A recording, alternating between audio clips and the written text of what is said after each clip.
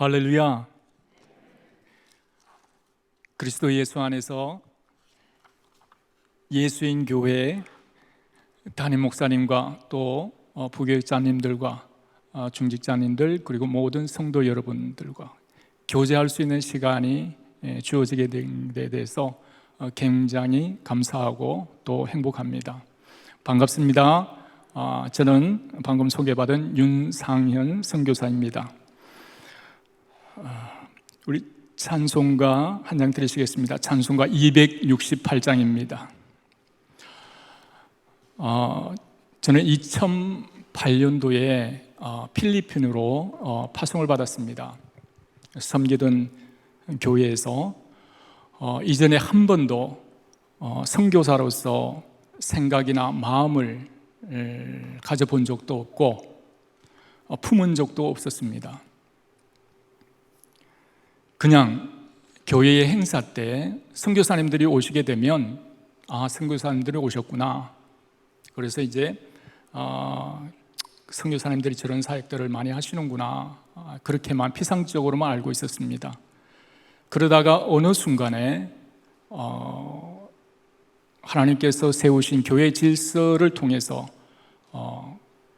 필리핀에 세워진 선교센터로 가라라는 말씀을 듣게 되었습니다. 할 수만 있다면 그것을 피하고 싶었습니다.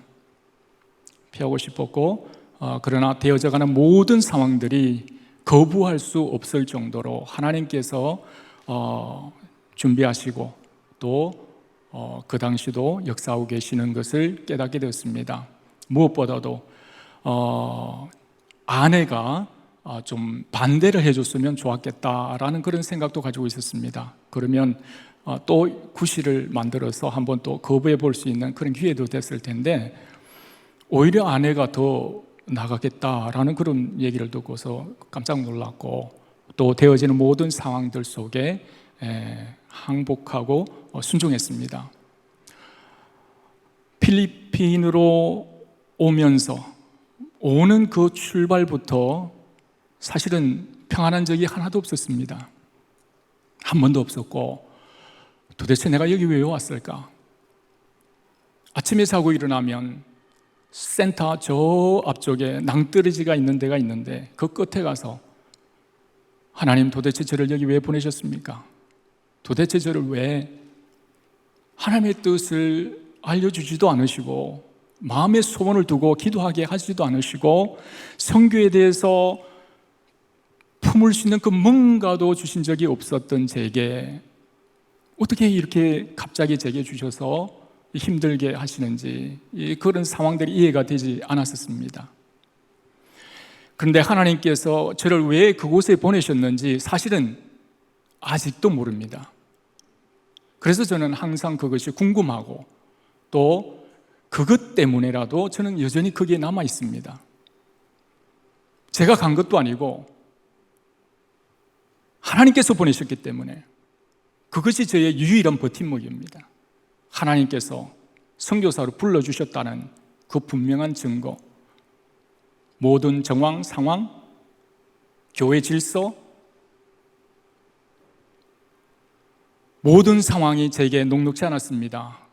사람들에게 환영받지도 못했고 또 그곳에서의 사역들도 제게 어떻게 보면 사실은 많은 힘든 부분이 있었고 그러함에도 불구하고 저는 견딜 수밖에 없었던 게 하나님께서 뜻이 계셔서 나를 이곳에 보내셨다는 거였습니다.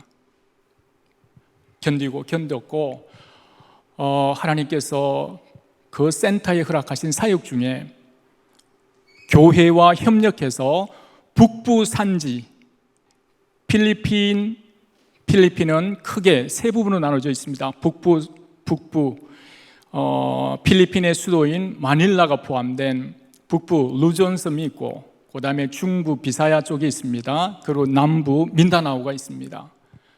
북부 루존섬이 가장 크죠. 마닐라를 거쳐서 클락을 거쳐서 바기오를 거쳐서 이제 산족교회로 가게 돼 있습니다. 이 바기오라는 데는 해발 1500에서 한 2000 그 사이에 왔다 갔다 합니다. 그 지역에 따라서 좀 틀려요. 그래서 제가 지내고 있는 지역은 해발 약 1600 정도 됩니다. 여기가 굉장히 중요한 게 필리핀 북부 산지 쪽으로 나아가기 위해서는 꼭 이 바교를 거쳐야만 합니다. 그리고 그 북부 산지에서 사역을 하는 모든 선교사님들은 이 바기오에 삶의 근거지를 두고 사역의 근거지를 두고 그렇게 사역을 하고 있습니다. 가족들이 있기 때문에 안전을 고려해서 바교에서 산족 사역지를 가게 되면 차로 2008년도 그 당시니까요 차로 최소한 4시간 정도를 달리고 또 적절한 곳에 내려서 그 산지 부족 교회 목회자와 성도들이 내려와서 갖가지 성경 물품들을 쥐고 최소한 5시간을 산을 올라야 됩니다. 그 산을 오르는 게 굉장히 위험하고 또 이 계곡들을 지나면서 사람 한 명 겨우 지날 수 있도록 그렇게 길이 되어져 있어요. 천길 낭떠러집니다. 그리고 계곡과 계곡 사이를 이렇게 건너야 되는데 그 구름다리, 행인 브릿지로 되어 있어서 고소공포증이 있는 사람들은 굉장히 힘듭니다. 그래서 한국에서 성도님들 오셔서 그 같이 건널 때면 중간에 가다가 막 꼼짝을 못하고 시간을 보내는 일도 많이 있어요.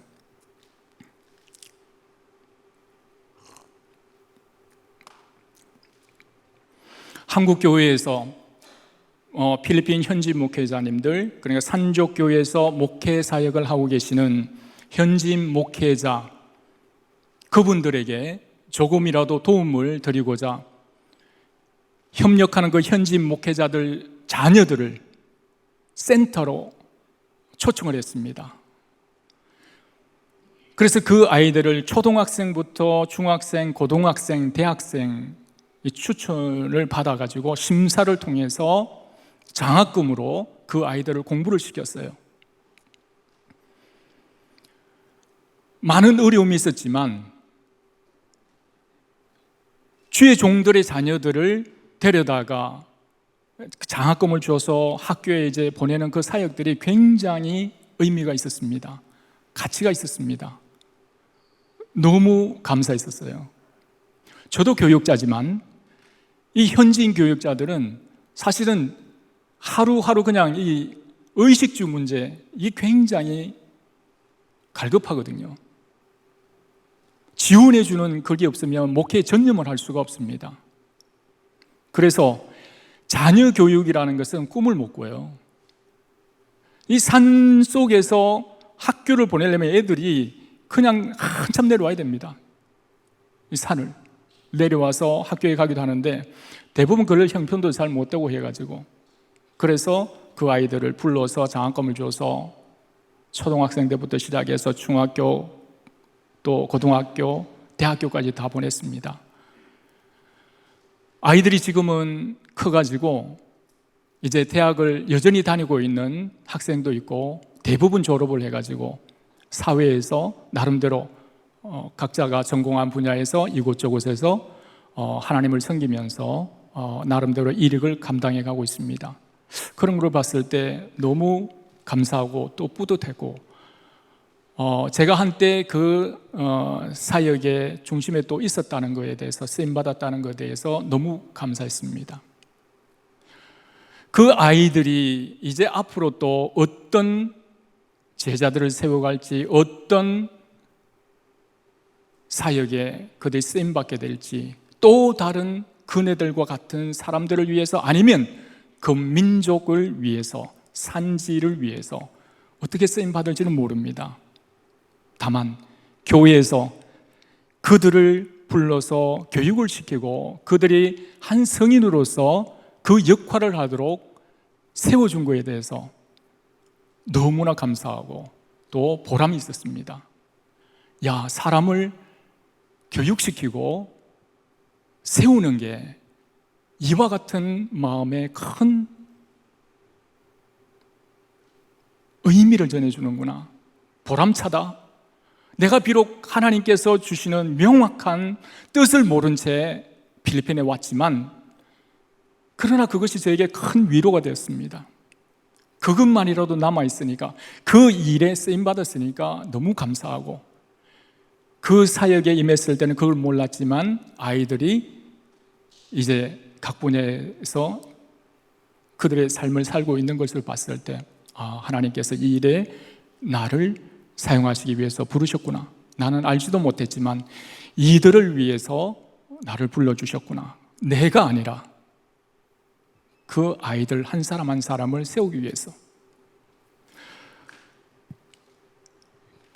그 사역을 마지막으로 하고 저는 그 선교센터 사역을 그만두게 되었습니다. 하나님의 특별한 섭리와 계획하심 속에서 그 교회에 또 선교센터 사역에 사임을 하게 되었고, 자비량 선교로 제 삶이, 제 사역이 전환이 되었습니다. 여러분도 아시겠지만 자비량 목회, 자비량 선교라는 것은 사실 쉬운 일이 아니잖아요. 대부분 지원과 후원이 끊긴, 그래서 어찌할 수 없는 그런 분들이 그냥 궁여지책으로 삼는 것이 자비량 선교입니다. 그런데 자비량 선교의 장점이 하나 있습니다. 자비량 선교의 장점, 저는 그게 너무 좋아요. 하나님의 종이냐 사람의 종이냐, 하나님을 기쁘시게 하랴 사람을 기쁘게 하랴. 여러분, 사람에게 후원을 받고 지원을 받게 되면 주종 관계가 성립됩니다. 저는 그것이 너무 싫었어요. 그것이 아니라고 부정하고 싶어도 아니에요. 어느 순간에 그렇게 됩니다. 하나님을 위한 일이, 하나님에 의한 일이 사람에 의한 일이 돼버리고 사람을 위한 일이 돼버리더라니까요. 그게 너무 비참한 거예요. 사람을 섬길 수밖에 없고, 그 사람의 지원을, 후원을 받기 위해서는 그 사람이 원하는 대로 선거 보고를 해야 됩니다. 원치 않게 선교사님들이 거짓 보고도 할 수 있어요. 선교사님 혼자 계시면 괜찮아요. 하나님께서 부르셨으니까 선교사님 개인은 언제든지 그냥 굶어도 좋고 고난을 받아도 상관없습니다. 하나님이 부르셨다는 명확한 증거가 있기 때문에 그것으로 우리는 견딜 수 있고 또 인내할 수가 있기 때문입니다. 그러나 자녀들을 생각하게 되면 마음이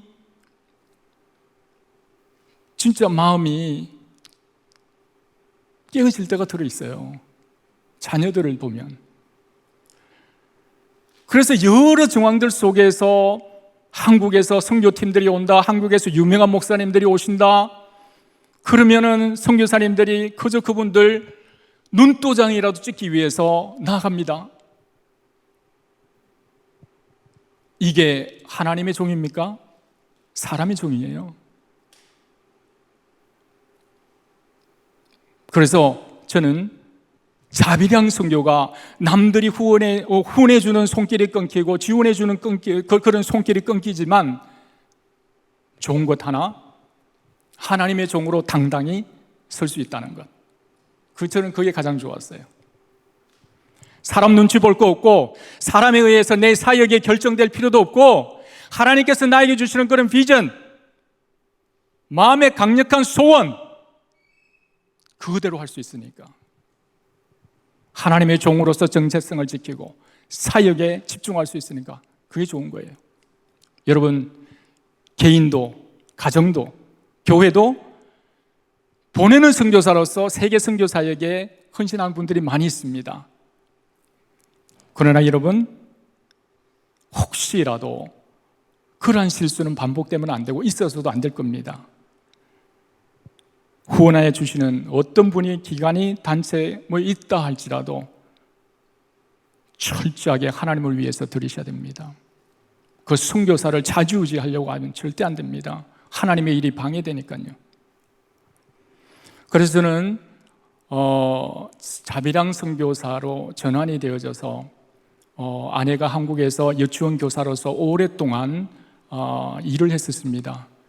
그 제자들이 이제 커가지고 아이들이 생겨서 영어를 좀 배우고 싶고 또 뭐 이곳에 또 공부하고 싶고 하는 그런 많은 사람들을 이제 만나게 됐습니다. 그래서 사실은 저는 성격상 하나님의 종은 굶어 죽어도 하나님의 종이고 그냥 기도하면서 가는 게 하나님의 종이에요. 전통적인 신앙이기 때문에. 그래서 이런 거 타협하는 거 이런 걸 굉장히 싫어합니다. 그래서 자비랑 선교에 대해서 사실은 그것도 생각해 보지도 않았어요. 이미 자비랑 선교사님이 계시는데 교만하게도 그때 그 당시 그 선교사님들을 속으로 정죄했었어요. 하나님이 부르셨으면 종이지, 굶어 죽어도 종이지, 어떻게 저런 거 타협해서 저렇게 하냐. 막상 제가 돼 보니까 너무나 어리석었던 그런 것들을 후회했고 그분들을 또 한편으로는 또 존경하기도 했습니다. 가장 중요한 것은 하나님의 종으로 설 수 있기 때문이었습니다. 그래서 아이들이 한 명씩 오고 두 명씩 오고 해서 저희 가정에서 이제 공부를 하면서 아이들이 대학교도 가고 막 이제 그랬어요. 그 아이들이 우리가 이제 선교사 가족이기 때문에 저희 가정들을 통해서 많이 이제 교훈도 받을 수 있고 또 부모님들도 목회자 가정이기 때문에 안심하고 또 보내셨고, 그래서 오늘날 많은 아이들이 저희 가정을 거쳐갔습니다. 거쳐갔고 지금 현재 미국에서 공부하는 아이들도 있고요. 또 이번에도 국제학교를 통해서 또 홍콩, 싱가포르 이런 데 뭐 나가서 지금 공부하고 있습니다. 바교에 선교사 자녀들을 위한 학교가 있었습니다. 캡이라고. 미국인 선교사님이 오셔서 그 학교를 세웠어요. 그래서 선교사님들 자녀들을 아주 저렴한 비용으로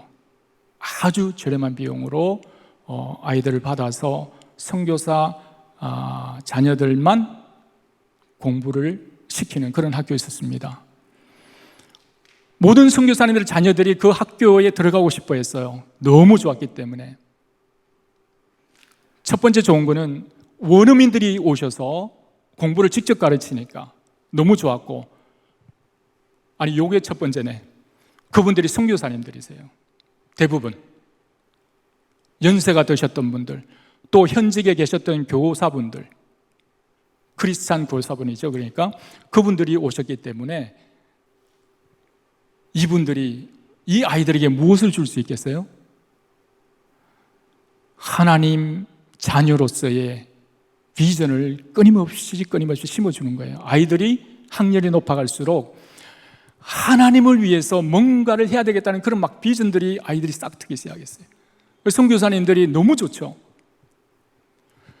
선교사에게 집중할 수 있고, 우리 아이들은 이 선교사님들, 신실한 그리스도인 교사들을 통해서 교육을 받고 있다 보니까 아이들이 하나님을 사랑하고 경외하는 것을 알게 됩니다. 하나님 나라에 대한 비전들을 막 얘기하고, 나는 앞으로 나가서 만약에 내가 돈을 벌게 되면 우리 학교에 많은 금액을 기부하겠다. 아이들이 엄청난 은혜를, 도전을 받은 거예요. 그분들을 통해서. 누구나 들어가고 싶어 했는데 제 딸이 들어갈 때쯤 그 학교가 조금씩 그 힘을 잃어가 버리고 있었습니다. 물질적인 문제였죠. 후원이 끊기고.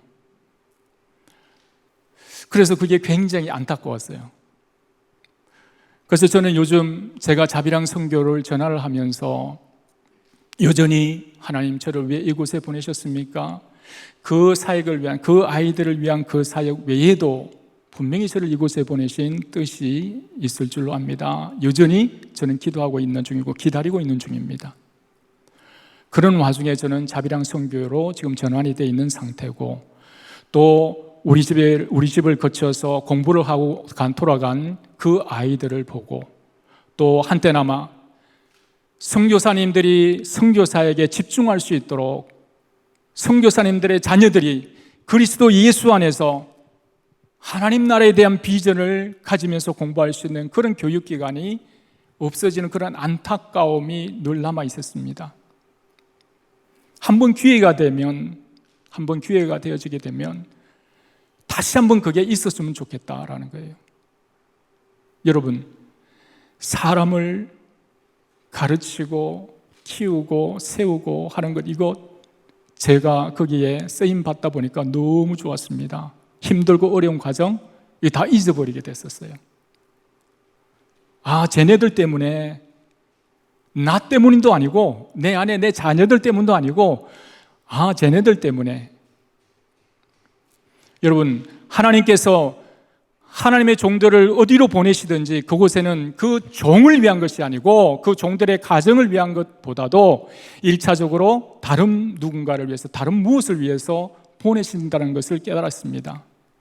저는 여전히 제 개인적으로 봤을 때 하나님께서 왜 나를 이곳에 보내셨나 모르지만 하나님은 제 자녀들을 다음 세대를 위해서 준비시키기 위해서 보내셨을 수도 있고, 또 다른 사람이 저로 말미암아서 세워질 수 있는 그런 기회를 주시기 위해서 여전히 저를 그곳에 머물게 하실 수도 있다는 얘기입니다.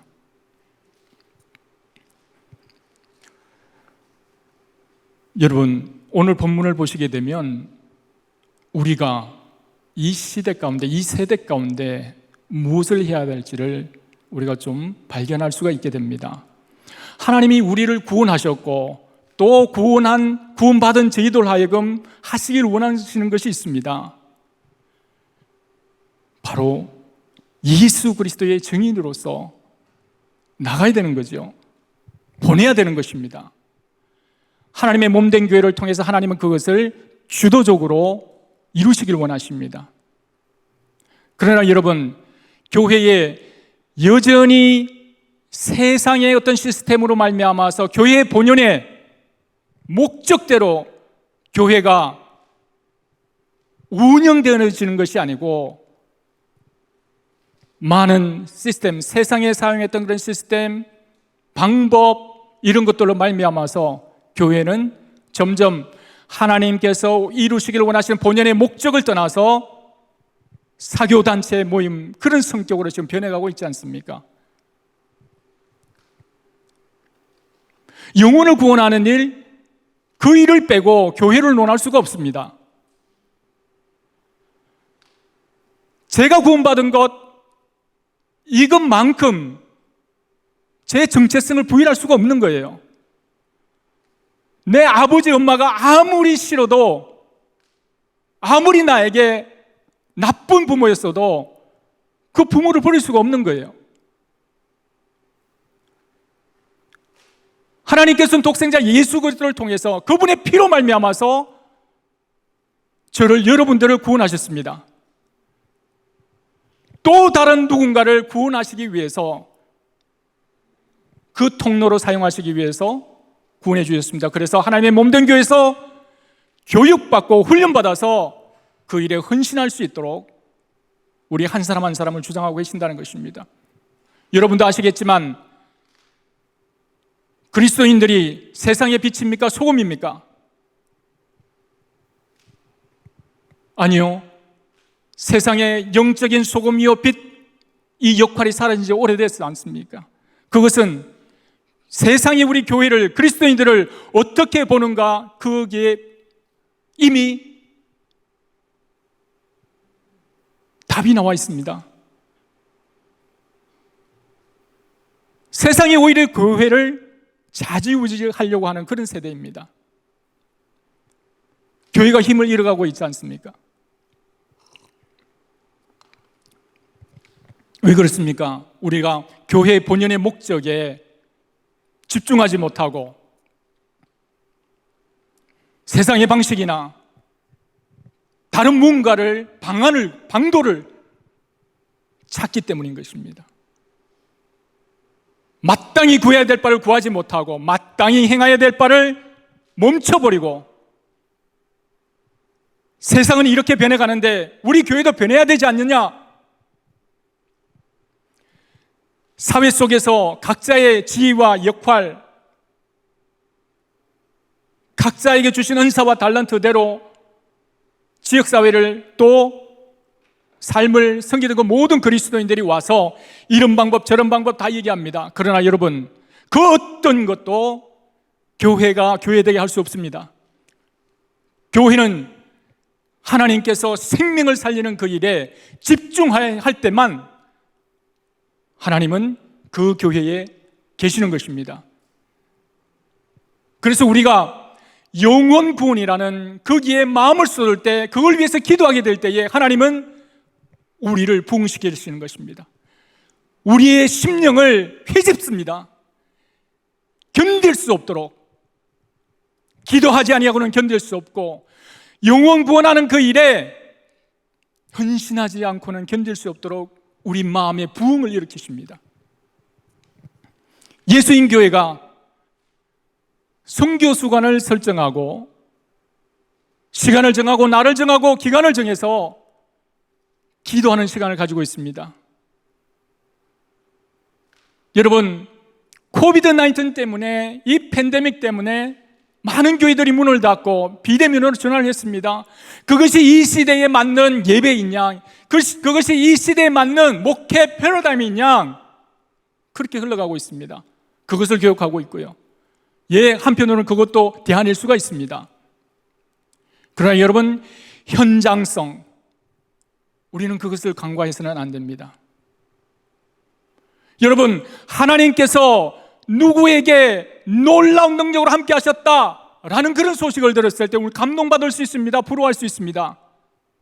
그러나 여러분, 그 자리에 함께 있었던 사람들은 그 능력을 드리게 되는 것입니다. 그 능력을 드리는 사람 직접 목격하게 되는 것입니다. 현장성이 사라진 예배, 현장성이 결여된 모임, 여러분, 그리스도와 점점 멀어질 수밖에 없는 겁니다. 결집력이 점점 줄어들 수밖에 없습니다. 과연 그곳에 집중적으로 기도할 수 있는 여건이 조성되던가요? 간절하게 하나님을 찾는 그런 간절한 기도가 있을까요? 쉽지 않습니다. 형식입니다. 형식상 교회라는 것을 유지해 갈 수밖에 없을 거예요. 우리가 현장성을 고집하지 않으면 우리는 우리 선대 믿음의 선진들이 오늘을 있게 한 한국교회의 이 강력한 영적인 재산, 유산을 다 낭비하고 소비하고 허비하고 말 것입니다. 오늘날 여러분, 세계 가운데 대한민국의 위상이 높아지는 것, 대한민국의 자원이 많아서 그렇습니까? 대한민국의 천연자원이 많아서, 지하자원이 많아서 그렇게 됐습니까? 아니요. 대한민국에 있는 것은 무엇이 있습니까? 사람밖에 없습니다. 대한민국에 있는 것은 무엇입니까? 교회입니다. 지금 구글맵에 들어가서 한번 교회를 쳐보십시오. 남한 땅 전체를 뒤덮는 것은 빨간색밖에 없어요. 교회가 그렇게 많습니다. 대한민국에 있는 것은, 대한민국을 오늘날 있게 한 것은요, 그 수많은 교회들 속에서 기도하셨던 우리 믿음의 선진들의 피땀 흘린 기도와 희생에 뒷받침한 하나님의 복인 것입니다. 여러분, 그것을 우리는 지속적으로 유지하고 또 발전시켜서 우리 다음 세대에 물려줘야 되지 않겠습니까? 우리만 그냥 잘 먹고 잘 살고 이 시대를 그냥 벗어나면 되겠습니까? 아닙니다. 우리 다음 세대는 어떻게 해요? 적어도 저와 여러분들의 세대는 조금만 배워도 됐고 조금만 해도 됐습니다. 그러나 앞으로 우리의 자녀들의 세대는 엄청난 양의 정보를 받아들여야 되고 그것을 가공하고 삶의 현장에서 어떻게 신앙을 지켜가야 될지 그걸 생각하면 진짜 막막할 정도예요. AI 시대가 도래한다는데 하나님의 말씀, 목회자의 말씀 AI가 다 할 수도 있지 않습니까? 척하면 척 나오는 세대. 지금도 인터넷 들으면 어떤 유명한 목사님의 말씀도 어디서 다 들을 수 있습니다. 그러나 여러분, 그곳에 생명이 있던가요? 감동이 있습니다. 그러나 여러분, 현장 속에서 하나님께서 기르신 종을 통해서 말씀하시는, 생명을 주시는 그런 은혜는 경험하기 어렵습니다. 그래서 여러분들은 복받은 교회요, 또 성도들인 것입니다. 이때에 선교의 마음을 두고 모이게 힘쓰고 기도에 전력하는 교회요, 성도들이기 때문에 그렇습니다. 여러분, 기도하면 하나님의 성령의 능력이 임하시는 걸 믿으십니까? 맞습니다. 여러분, 교회의 부흥, 하나님께서 교회를 통해서 이루시고자 하시는 하나님의 마음을 시원케 해드리고 하나님을 기쁘시게 해드릴 수 있는 유일한 것, 영혼을 구원하는 것, 전도와 선교는 다른 그 무엇도 대안이 될 수 없습니다. 여러분의 능력, 경험, 돈, 지위, 아니요, 오직 위로부터 내리는 하나님의 성령의 능력인 것입니다. 제자들이 예수님께서 부활하시고 40일 동안 제자들 앞에 보이셨습니다. 한 사람, 두 사람. 그럼에도 제자들은 믿지를 않았습니다. 예수님께서 오늘 본문 14절에 보게 되면 믿음이 없고 악하다라고 말씀하셨습니다. 유대인들은 두세 사람이 증인이 되어지게 되면 그냥 끝입니다. 두세 사람이 말을 했음에도 불구하고 이 제자들은 그것을 믿지 않았어요. 예수님이 부활하셨어요. 진짜 예수님이 부활하셨어요. 내가 봤어요? 우리가 봤어요? 근데 여전히 제자들은 믿지 않았습니다. 그런데도 예수님께서는 25절에 말씀하고 계십니다.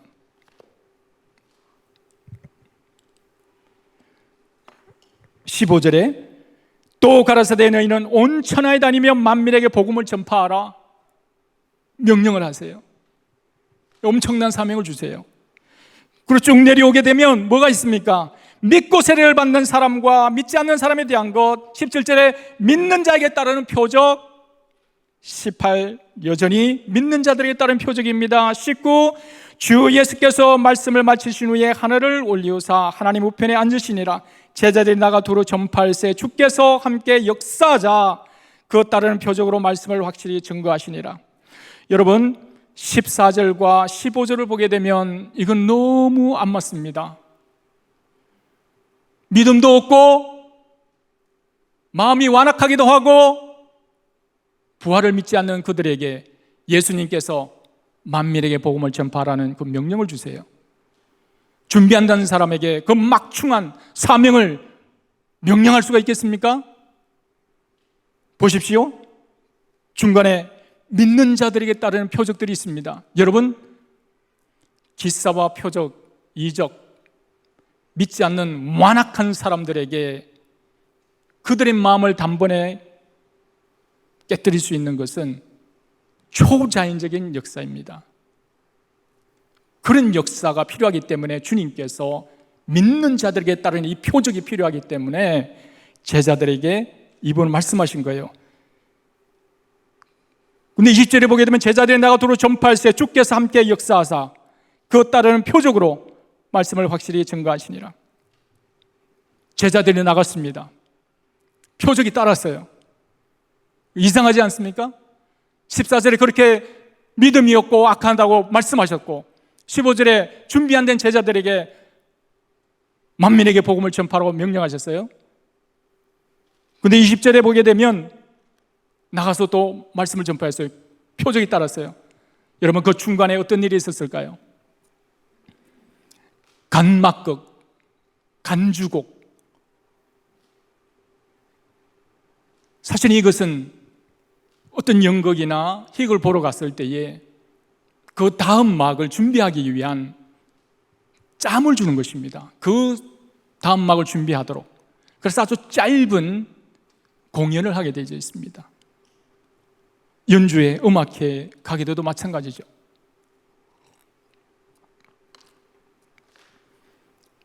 연주를 계속해 나가기 위해서 이 짧은 간주를 통해서 준비를 하는 것이죠. 이게 처음에는 형식적일 수도 있고 아주 그 가치가 미미했지만, 그러나 이것이 발전할수록 이것이 독립화되어질 정도로 아주 그 중요성이 굉장히 강화가 되어졌습니다. 중요한 것은 준비입니다. 준비할 수 있는 기간, 시간.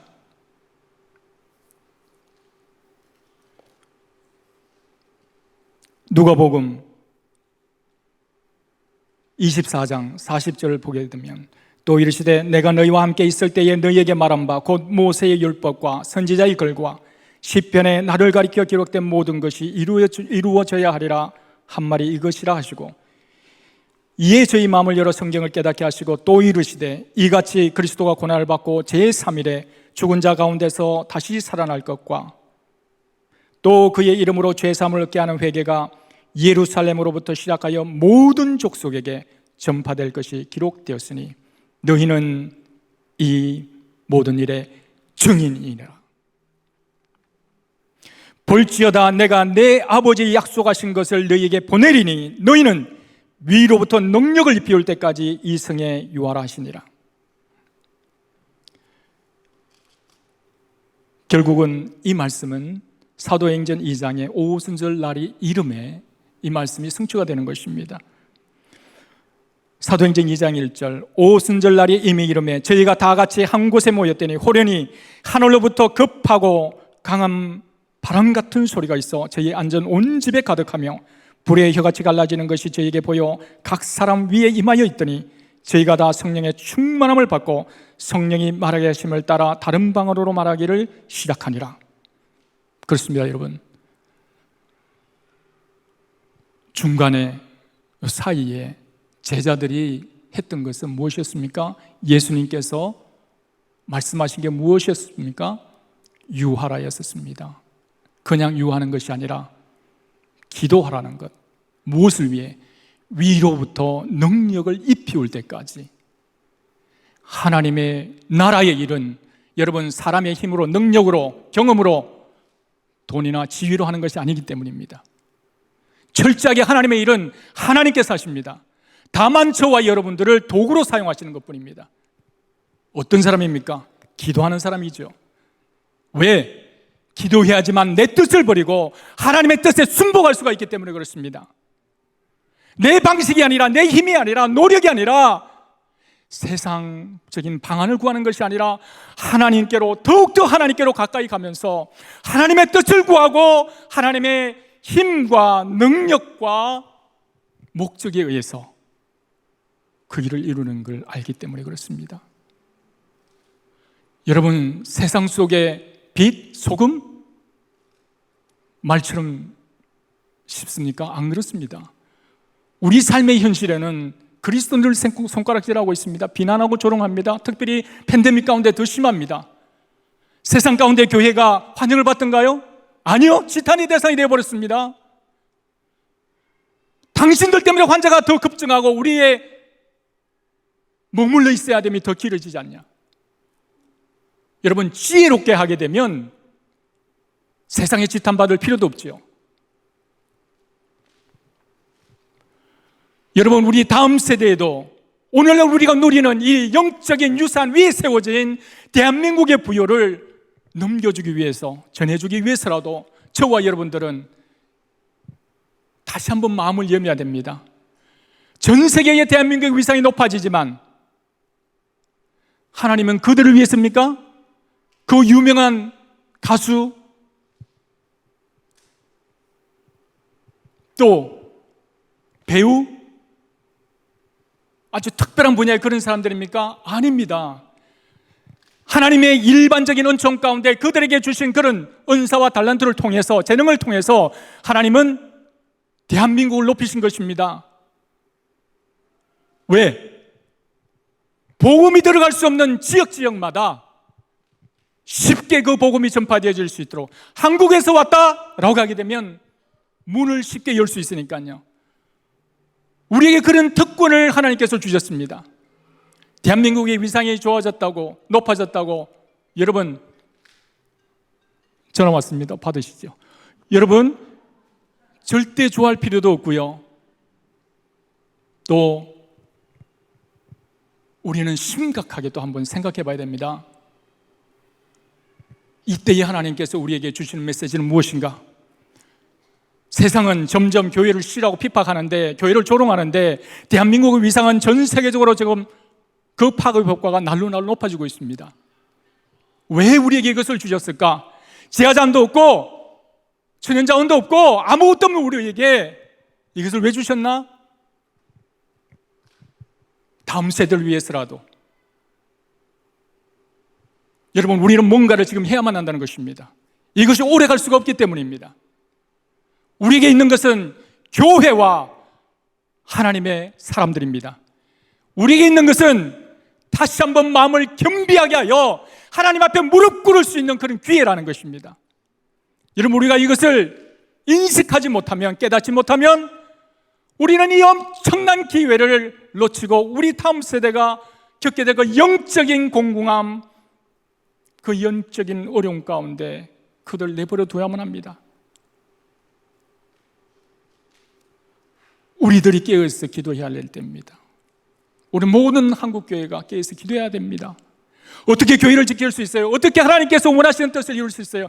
세상 가운데 하나님의 교회가, 하나님은 살아계시다, 하나님은 사랑이다, 예수 그리스도가 당신 때문에 죽었다라고 당당하게 말할 수 있을까요? 선포할 수 있을까요? 우리가 기도할 때에 위로부터 내리는 성령님의 은혜와 권능을 더입어져서 우리 각 사람에게 부흥이 일어나고 그 부흥이 흘러넘쳐서 교회 가운데 수많은 부흥이 일어나기 시작하는 것입니다. 오늘 본문도 보십시오. 본문이 아니라 사도행전을 보십시오. 성령님의 능력이 비우자 어떻게 했습니까? 제자들이 나갔습니다. 그 배반자 베드로가, 그 배에 질려있고 두려움에 떨던 그 제자들이 밖으로 향해 나갔습니다. 외쳤습니다. 3,000명이 왔습니다. 나면서부터 안전뱅이였던 그 안전뱅이가 예수 그리스도의 이름으로 일어나 버렸습니다. 설교했습니다. 담대하게 설교했습니다. 5,000명이 그 자리에서, 남자만 5,000명이 하나님께로 돌아오는 거룩한 역사가 있었습니다. 여러분, 부흥은 그 누구의 노력도, 그 어떤 좋은 시스템과 프로그램도 가져줄 수 없습니다. 여러분, 정말 그리스도인으로서, 하나님의 자녀의 백성으로서 세상을 이기는 그런 믿음 가운데 살고 싶지 않으십니까? 세상이 줄 수 없는 그런 평안함, 세상이 줄 수 없는 그런 기쁨. 여러분들 성령 세례 다 받았지 않습니까? 성령 세례 받고서 여러분 첫 증거가 무엇이었습니까? 방언이지 않습니까? 방언을 말하면서 여러분에게 어떤 현상이 나타났습니까? 마음에 세상에 줄 수 없고 알 수 없는 그런 평안과 기쁨이, 믿음이 막 타오르지 않던가요? 끓어오르지 않던가요? 예수 그리스도를 전하지 않고는 견딜 수 없는 그런 마음이 막 생기지 않던가요? 내가 주를 위해서 무엇을 해야 될까? 내가 주를 위해서 어떤 일을 해야 될까? 삶의 목적이 바뀌고 길이 바뀌고, 여러분, 기도하지 않으면 그런 분들도 또 길을 헤매게 됩니다. 지속적으로 유지할 수 있는 그 길을 여러분들이 선택하셔야만 됩니다. 때로는 항상 일정하게 하나님의 성령의 은혜에 의해서 살아갈 수가 없습니다. 인간이니까. 세상에 많은 것들이 우리를 도전하고 있기 때문에 때로는 연약해서 넘어질 때도 있습니다. 그러나 여러분, 넘어질 때 넘어질지라도 세상으로 넘어지지 마세요. 하나님께로 넘어지세요. 교회에 와서 십자가 앞에 넘어지시기 바랍니다. 그것만이 살 길이에요. 그것만이 오늘날 이 시대와 역사 안에 하나님께서 여러분을, 저와 여러분을 이곳에 두신 그 목적에 헌신할 수 있는 그런 기회가 되기 때문에 그렇습니다.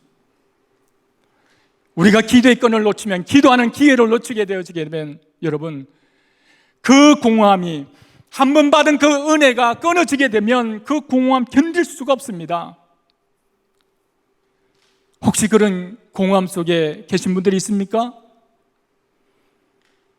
기름 부으심 받았던 그 그때의 그 은혜를 잃어버리고 맹목적인 신앙생활을 하시는 분이 있습니까?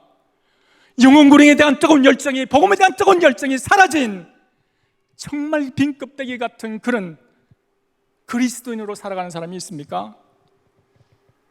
여러분, 그게 없으면 우리는 그리스도인으로서의 산다는 것 자체가 힘듭니다.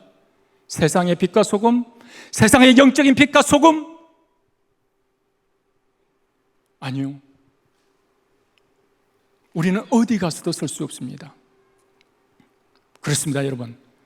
오직 위로부터 내리는 성령님의 은혜와 권능을 통해서 저와 여러분들이 부흥을 경험할 수 있습니다. 선교하시고 싶습니까? 여러분 가고 싶고 보내시는 개인과 가정과 교회이고 싶습니까?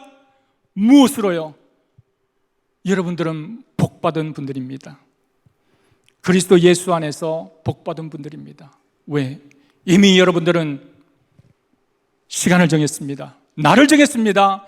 기간을 정했습니다. 무엇 때문에? 선교에 동참하고 헌신하기 위해서 무엇을 하고 있습니까? 기도하고 있지 않습니까? 이것이 가장 중요한 것입니다. 기도하는 것, 그리스도인 정체성을 하나님의 자녀의 백성으로서 세상 가운데 당당하게 설 수 있고 세상 가운데 외칠 수 있는, 세상의 비난과 조롱, 이것을 타파시킬 수 있는 유일한 길입니다. 교회가 교회로서의 정체성을 지키고 부흥과 선교를 행할 수 있는 유일한 길입니다. 여러분, 다른 대안을 찾지 마시기 바랍니다. 하나님의 말씀에 근거한 그 방법을 구하시기 바랍니다. 하나님의 말씀은 어제나 오늘이나 영원토록 무엇입니까? 동일하십니다. 맞습니다. 하나님의 일을 하는 것, 그 방법은 여러분 다른 그 무엇도 없습니다. 오직 위로부터 내리는 성령님의 은혜를, 권능을 덧입는 것, 그거 외에 없습니다. 어디서 발견할 수 있습니까? 찾아오십시오. 정글을 대십시오. 역사가 증명합니다. 가장 중요한 것은 성경에서 그것만이 방법이라고 말씀하고 있지 않습니까? 저와 여러분들은 지상 대위임령, 그 사명을 부여받은 사람들입니다. 그리스도인은 그것을 뗄래야 뗄 수가 없습니다. 우리는 일평생 그것을 하고 살아가야 됩니다. 저희 어머님이 올해 연세가 85세가 되었습니다. 저희 어머님이 인생 중에서 아마 가장 기뻐하셨던 것은 제가 목회자가 되었을 때입니다. 저희 어머니는 제가 목회자가 된 것에 대해서 굉장히 영광스럽게 생각하십니다. 그래서 저를 부를 때도 목사님이라고 그러셨어요. 목사님이라고. 제가 듣기 너무 거북할 정도로. 어머님 지금 마음에 간절히 늘 말씀하시는 게 뭔지 아세요? 전도를 해야 되는데, 한 사람에게라도 더 복음을 전해야 되는데, 한 사람에게라도 저 복음을 전하고 싶어서 그러고 계세요. 주님 품 안에 안기기 전에 한 사람이라도 더 전도하고자 어머니가 그러고 계세요. 제가 목회자로서 사역하면서 크게 도전을 받은 게 있었습니다. 리고렌 목사님 부친께서 소천하시기 전에 늘 하셨던 말씀이 있었다고 했습니다. 내가 한 사람에게라도 더 복음을 전해야 되는데, 한 사람에게라도 더 복음을 전해야 되는데. 그리고 맨발의 성자 최춘선 할아버지, 여러분들 아시죠? 모르십니까? 목사님 아시나요? 그분이 복음을 전하기 위해서 신발도 신지 않으시고 막 그 발이 보면 엄청납니다. 마지막으로 전철 안에서 주님 품에 안길 때까지 오직 복음을 위해서 자기 자신을 돌보지 아니하고, 수많은 저와 여러분들의 믿음의 선진들이 세상의 탄압과 위협 속에서 여러분, 두려워하지 아니하고 뛰어넘을 수 있었던 것은 그 무엇도 아닙니다. 오직 부활신앙과 더불어서 위로부터 내리는 성령님의 은혜와 권능을 덧입었기 때문에. 여러분, 요즘은 순교라는 용어도 달라졌지 않습니까? 꼭 그리스도를 위해서 목숨을 버려야 되고 목숨을 내어지는 그러한 것이 순교가 아니라고 말할 정도로 이 세대는 굉장히 힘듭니다.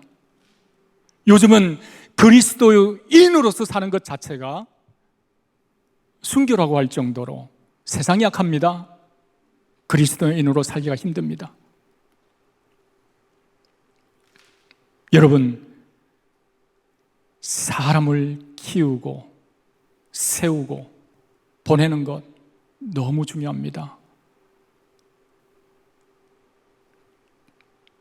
저는 이제 어떤 사역이 제 앞을 기다리고 있을지 모르겠습니다. 하나님께서 무엇을 예비해 놓고 있을지 모르겠어요.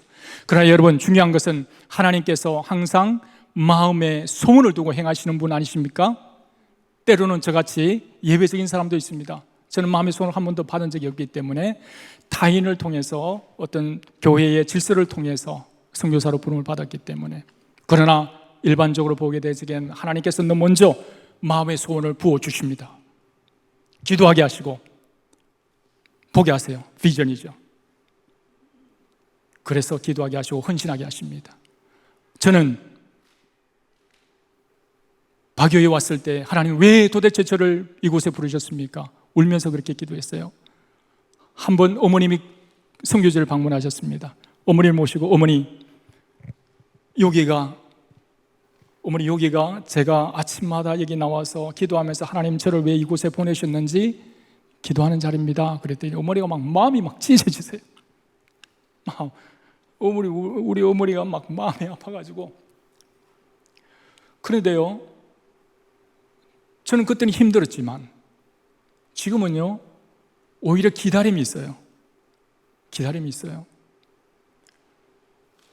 하나님이 이 사람을 위해서 저 사람을 위해서 나를 부르신 그분이시기 때문에 나를 통해서 어떤 생명이 살려질까? 어떤 생명이 세워질까? 이미 어떤 사람은 경찰관이 됐고요, 간호사가 됐고요, 치과의사가, 지금 올해만 졸업하면 아마 치과의사 할 거예요. 마지막 지금 전공을 받고 있는데 치과의사가 될 거고요, 교사도 됐고요. 여러분, 그들이 하나님의 은혜 가운데 교육을 받고 각 분야에 세워졌습니다. 저는 그들을 통해서 일하실 하나님의 놀라우신 것들을 기대하고 있습니다. 또 저를 통해서 어떤 사역을 하실지 모르겠습니다만 또 저는 또 그것이 기대됩니다. 하나님께서 왜 저를 한국의 아이들을 받아서 그곳에서 공부하게 하고 그들이 또 다른 곳으로 흘러가게 하시는지 모르겠어요. 또 캡이라는 그런 학교를 통해서 안타까움을 갖게 하시는지, 거기에 대한 아쉬움을 있게 하시는지 모르겠어요. 때가 되어지게 되면, 글쎄요, 지금 제 마음에 드는 소원들은 그런 것입니다. 한번 사람들을 교육으로 세워서 그들을 사회 각 분야에 보내서 사회 각 분야에 하나님의 신실한 사람들을 세워짐으로 말미암아서 그 분야들이 하나님의 나라가 되는 것입니다. 여러분, 하나님께서 담임 목사님을 통해서 예수인 교회에 어떤 비전을 주실지는 모르겠습니다만 중요한 것은 선교에 관심이 있다는 것입니다. 그것을 하기 위해서 여러분들은 기도하고 계십니다. 기도하면 먼저 여러분에게 복입니다. 왜냐? 하나님이 부흥을 주시기 때문입니다. 개인에게 부흥을 주세요. 성령 세례가 임하게 될 것입니다. 위로부터 내리는 하나님의 은혜와 능력을 드리게 될 거예요. 그래서 부흥이 일어나게 될 겁니다. 3,000명, 5,000명이 돌아오듯이 여러분들이 능력을 받게 되면, 그런 부흥을 경험하게 되면 여러분들이 부흥의 주체가 되는 것입니다. 거룩한 도구로 쓰임받는 것입니다. 그것이 흘러넘쳐서 선교로 이어지는 것입니다. 어떤 구체적인 선교가 되어질지 하나님께서 담임 목사님에게 그런 비전을 주실 것입니다. 하나님께서 어떠한 비전을 세우신 그 질서에 따라서 주셨을 때 여러분, 믿음으로 순종하게 되어지게 되면 여러분 개인과 가정과 이 교회가 이 시대에 엄청난 도전으로 전 세계에 거룩한 영향력을 끼치게 될 줄 믿습니다. 제자들이 순종하지 않았더라면 예루살렘에 유하라, 그리고 기도해라, 위로부터 내리는 능력을 더디필 때까지 기도해라 라는 그 말에 순종하지 않았다면 아마 기독교의 역사는 없었을 수도 있습니다. 왜냐하면 하나님의 역사이기 때문에. 모쪼록 여러분들도 이 기도를 지속적으로 지속하셔서 여러분 각 사람이 위로부터 내리는 성령의 은혜와 권능을 더입어져서 부흥의 주체가 되시고 부흥의 도구로 쓰임받으시고 이 지역사회와 열방 가운데 하나님의 목적을 이루는 그날 쓰임받는 개인과 가정과 교회 되시기를 주의 이름으로 축원합니다. 기도하시겠습니다. 좋으신 아버지 하나님, 하나님의 놀라우신 섭리를 찬미합니다. 하나님 뜻이 계셔서 이곳에 하나님의 몸된 교회를 세우시고 이 시간까지 지역사회와 또 세계 선교를 위해서 사용하고 계심을 믿습니다. 또 이때에 모이기에 힘쓰도록 하나님께서 기도하게 하시고 세계 선교에 마음을 두고 기도할 수 있는 귀한 시간을 주신 것 감사합니다. 하나님, 기도하게 될 때에 약속하셨던 것처럼 오순절날 마가다락방에 임하셨던 성령님의 불의 혀와 같이 임하시는 역사가 개인 머리 위에 임할 수 있도록 은혜를 베풀어 주옵소서. 그래서 개인이 부흥의 주체가 되고 도구가 되어지고 지역사회뿐만 아니라 세계 선교 가운데 쓰임받는 개인과 가정과 교회 되어지도록 은혜를 베풀어 주옵소서. 여러분, 기도할 때에 한나처럼 간절하게, 엘리야처럼 뜨겁게 기도할 수 있도록 역사하여 주옵소서. 간절함으로, 뜨거움으로 영웅 불행에 대한 뜨거운 열정과 복음에 대한 뜨거운 열정이 각 사람 중심에 불같이 타오르도록 역사하여 주옵소서. 예수님의 이름으로 기도 올리옵나이다. 아멘. 제가 여러분들을 위해서 한번 기도해 드리고 싶습니다. 여러분 마음에 간절한 기도의 제목이 있으시면 믿음으로 가슴에 손을 얹어 주시기 바랍니다. 여러분 각자의 마음속에 간절한 마음의 소원, 기도의 제목이 있다면 믿음으로 여러분 각자의 가슴에 믿음의 손을 얹으시기 바랍니다. 제가 여러분을 위해서 기도하겠습니다.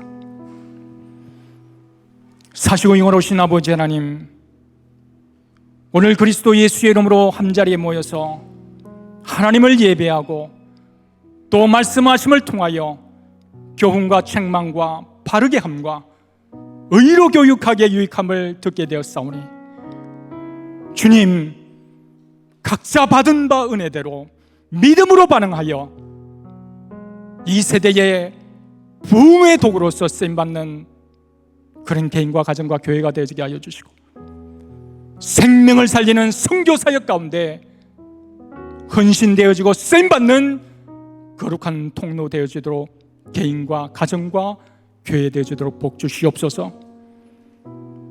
아버지 하나님, 이 교회, 이 기도회가 지속되어질 수 있도록 성령님 주장해 주시옵소서. 기도의 불이 끊이지 아니하도록 성령님, 이곳저곳에서 불타는 사람들이 일어나게 만들어 주옵소서.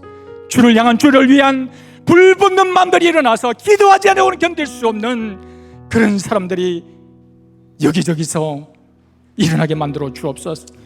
그래서 기도의 불이 끊이지 아니하고 기도할 때 나타나는 하나님의 임재 역사를 많은 사람들이 보고 함께 동참하고 함께 또 그 도구가 되어지는 역사가 있게 하여 주옵소서. 이 시간 마음에 간절한 소원이 있어, 마음에 간절한 기도의 제목이 있어 믿음으로 손을 얹었습니다. 아버지 하나님, 무엇을 먹을까 마실까 입을까 염려하는 기도의 제목들이 아니라 오직 하나님의 이름을 위하여, 하나님의 영광을 위하여, 하나님의 목적을 위하여 하는 그런 기도의 제목들이 되어지도록 변화시켜 주옵소서. 먼저 하나님의 나라와 의를 구하는 각자의 기도의 제목이요 기도의 목적이게 하여 주옵소서. 하나님, 그 모든 마음의 소원들의 기도의 제목들이 각자의 원하는 대로가 아닌 하나님께서 원하시는 때에 원하시는 방법으로 하나님 이루어 주옵소서. 그래서 하나님께서 영광을 받아주시고 믿음의 권속들 개인에게는 하나님께서 함께 하시는 구체적인 증거들로 세상 가운데 하나님의 살아계시다라고 선포하고 고백하며 그들에게 하나님을 전할 수 있는 기회가 되어지게 하여 주옵소서. 주 예수 그리스도 이름으로 엄히 꾸짖고 명하노니 성도들의 마음에 불안과 좌절과 절망을 가져오는 이 악한 원수마귀야, 내 묶음을 걷다 나가라. 내 묶음을 걷다 나갈 지어다. 나와 내 가족은 오직 여호와만을 섬기노라.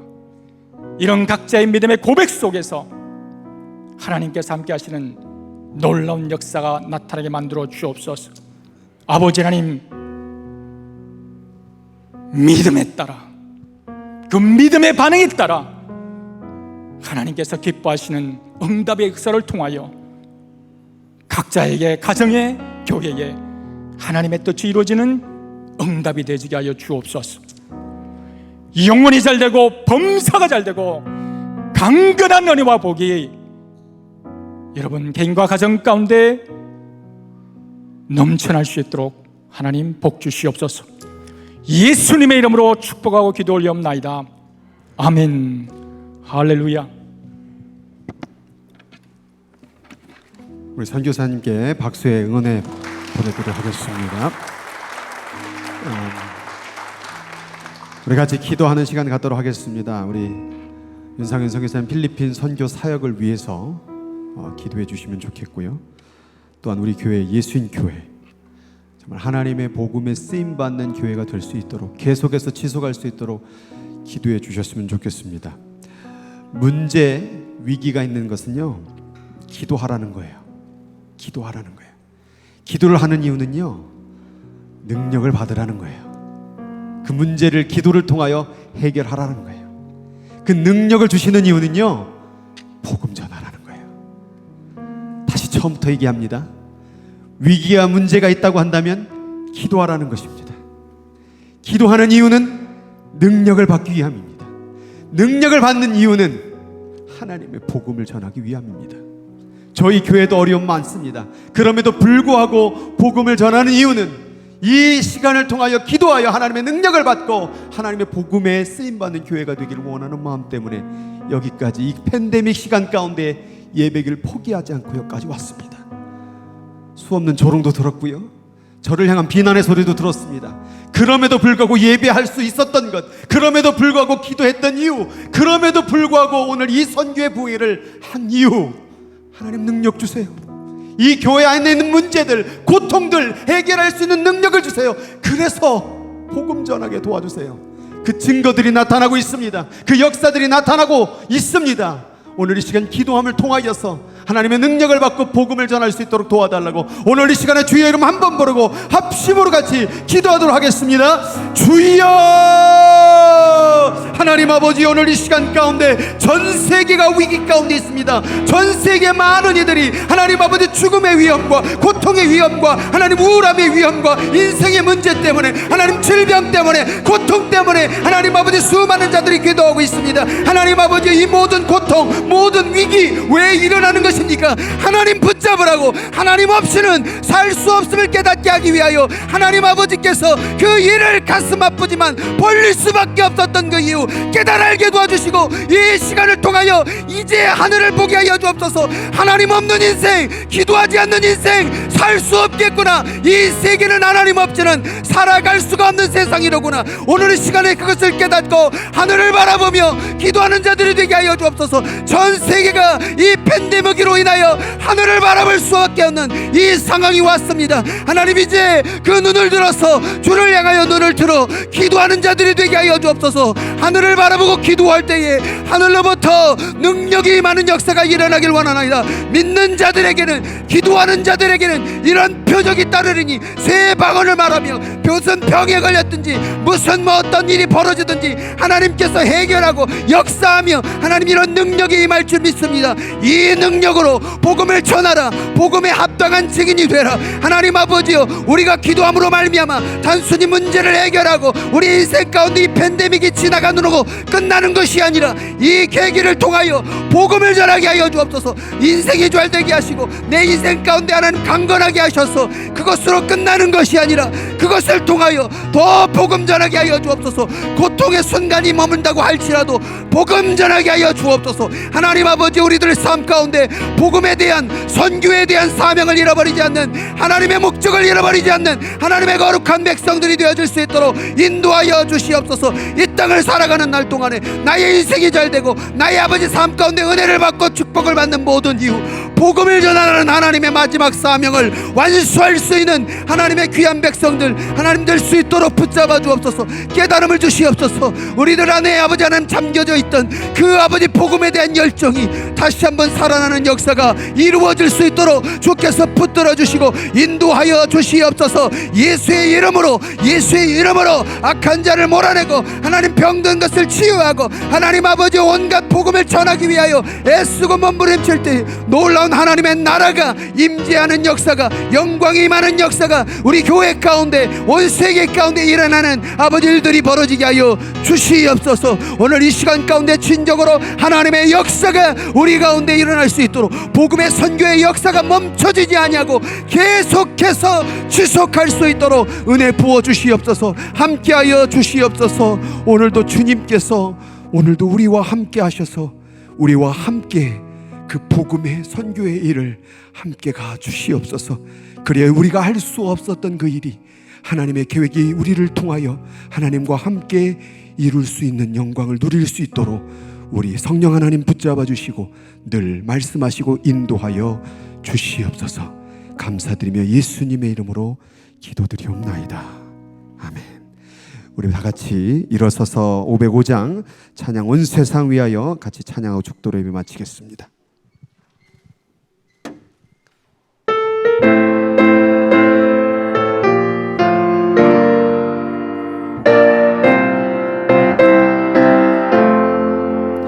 온 세상 위하여 나 복음 전하리. 만 백성 모두 나와서 주 말씀 들으라. 죄 중에 빠져서 헤매는 자들아, 주님의 음성 듣고서 너 구원받으라. 전하고 기도해 매일 증인 되리라. 세상 모든 사람 다 듣고 그 사랑 알고 온 세상 위하여, 온 세상 위하여 이 복음 전하리. 저 죄인 회개하고서 주 예수 믿으. 이 세상 구하려 주 돌아가시. 나 증거하지 않으면, 나 증거하지 않으면 그 사랑 못 들이. 전하고 기도해 매일 증인 되리라. 세상 모든 사람 다 듣고 그 사랑 온 세상 위하여, 온 세상 위하여 주 은혜 임하니. 주 예수 이름 힘입어 이 복음 전하자. 먼 곳에 나